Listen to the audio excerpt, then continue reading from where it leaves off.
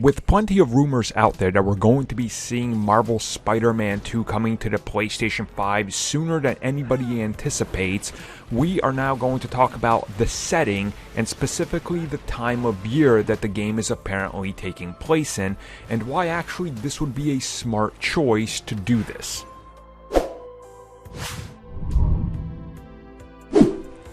So when it comes to video games set in the real world, you're kind of stuck, to the certain geographical location you are located in.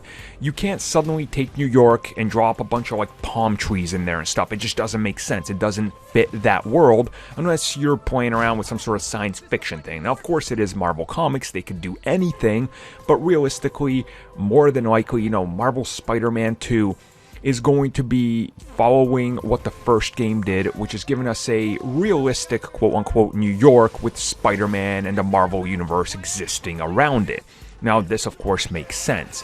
So the big rumor coming at us is that they're going to utilize the power of the PlayStation 5, and they're really going to go in a different direction with the look of New York by focusing on wintertime, specifically the snow aspect of it, where it sounds like they want to really utilize the power of the PS5 to show off what you can do with the new console by making, of course, snow a major factor. Now, of course, I think if you think back to, Uncharted 2, for example, that snow was mind-blowing. If you think to the PlayStation 4 and the Xbox One, when The Division was coming out, they were showing off the snow and the cold feeling, right? In New York, I've been there during winter.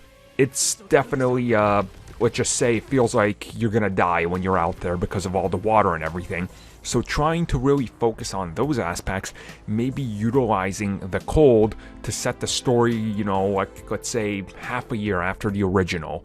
And now during the holiday time where Peter, spoiler alert, is kind of alone, and maybe it's just him and MJ now, he doesn't have Aunt May, really focusing on that first holiday season without having one of his parental figures, which honestly, that drives the emotional aspect of it. Then you also, of course, got Miles and, his family, and you can really try to do that type of story where maybe he's kind of been living with them for a while. So I think, setting in the snow to show off the power of the console, but also for storyline reasons, it just makes a whole lot of sense, and it's a great way to show off what your new console can do right off with one of the biggest, most anticipated titles.